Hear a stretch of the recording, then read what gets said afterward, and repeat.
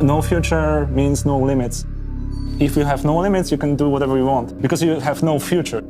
So I'm living right now.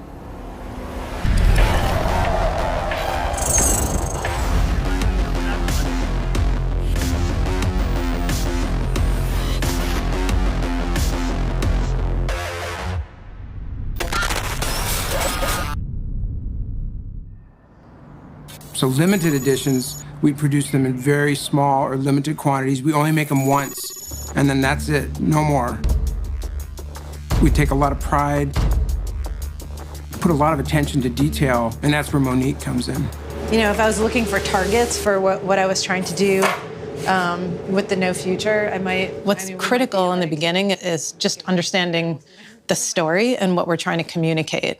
The game designers are creating these worlds, right? They're actually building them out. And we get a chance to translate it into a physical object. We saw the E3 2018 trailer for Cyberpunk 2077. Of course, it like blew everyone away.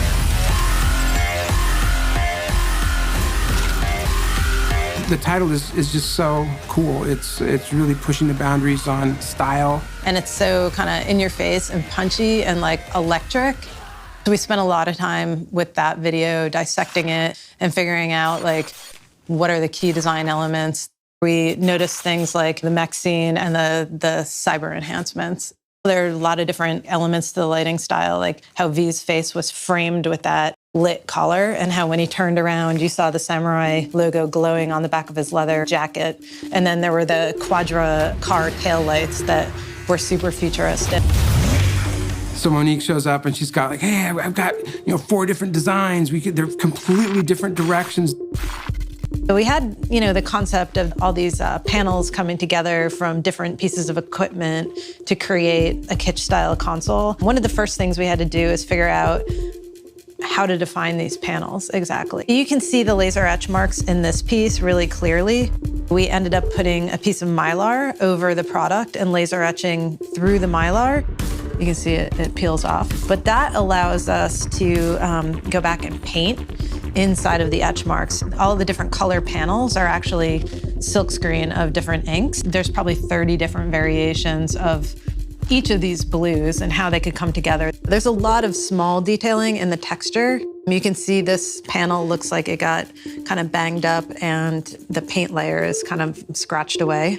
I view it as continual confidence building. Like, this is good, now it's getting better, now it's getting great. And so the moment there was, okay, which one do we pick? Because they're all so good. And that's where the partnership comes in.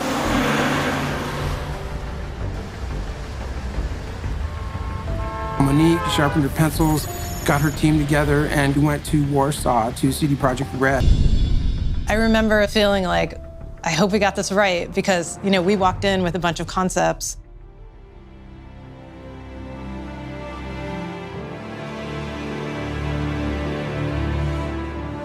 When we first started designing Cyberpunk, we kind of underestimated it. Are you guys excited to see this? Yes, totally. It's been a while. Totally. Okay. Nice. So, oh my God. You guys remember this? Yeah. I remember all the meetings. Oh my God, it's beautiful. Yeah. Yeah, this is real. This is awesome. Cyberpunk is incredibly varied and rich. There is no one style. Everything like coexists. Psycho gangs, corporations, cyberpunks, mercenaries, netrunners, rocker boys. You have a rich district, you have a bit poor district, you have something between, and like it's colliding all the time. So there's so many different things that we came to a conclusion that it's simply impossible to develop one single visual language to describe all of that. And we end up with 4 distinctive, completely different visual styles.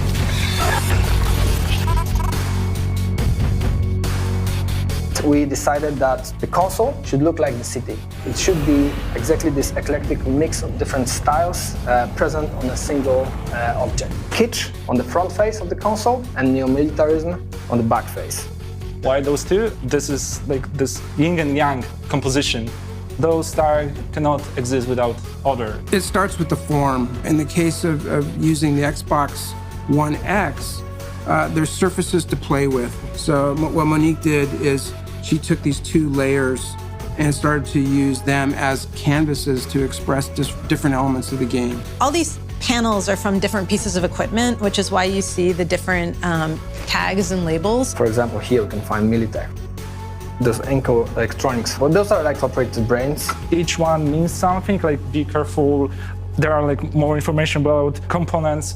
This is like a product label on the console. You know, you have all this information inside. We imagine that in the world of Cyberpunk, this product label would like allow you to see inside the machine.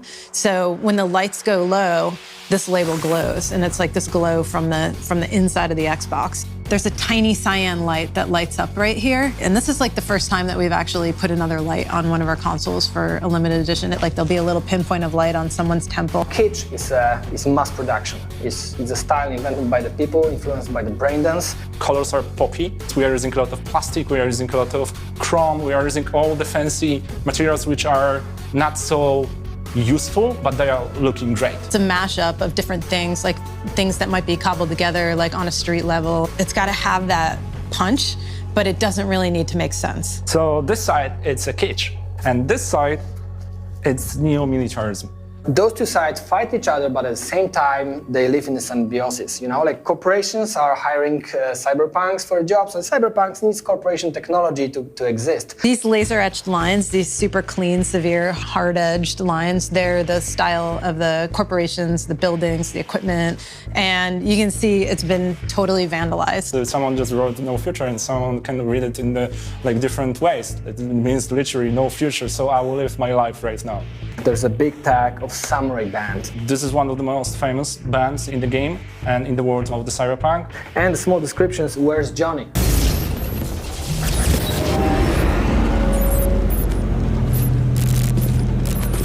Wake the fuck up, samurai. We have a city to burn.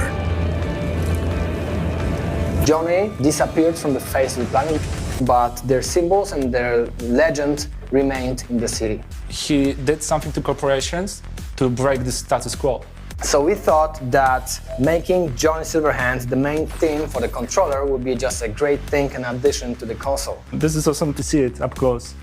You know, because first of all, this asymmetric design. Yeah, that's the first time we've actually done like a mismatch between the triggers, but it's totally from a story perspective. It's pretty awesome. So you have this laser-etched, super sharp laser-etched line, and then this chromed side, and it's marked with Arasaka. Johnny's arm is actually manufactured by Arasaka, the corporation that he hates so much, which is kind of ironic. Johnny's arm it's chrome, and the flexible parts of it are red. So we colored the thumbstick base in red, but left the top silver.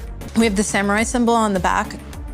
We have no future scratched into the gray side of this controller. It's not just a paint, you feel it. So it's real. To focus on the details and treat it in the right way, then people will remember this, because this makes a good design. At the first glance, you might not see the relation between the console design and the controller, but if you know the story, if you start playing a game, you'll figure out that it makes absolutely perfect sense. Seeing this next to the console, this is a full story.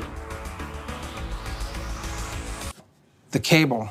So the HDMI cable, you plug that in, and now you have a physical connection of the console to the game. That was a big deal just to make this colored cable, and it's from the game. I remember the first time we mentioned, can we have a colored wire? It's what? I was like, we've never done that before.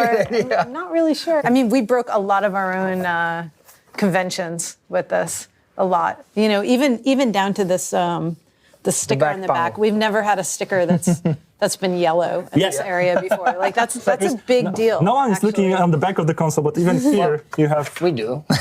We're looking for something like in the Witcher franchise, which is our the Wolf Medallion. We're looking for some kind of symbol that will be kind of representative and matching the Cyberpunk game, and we found it.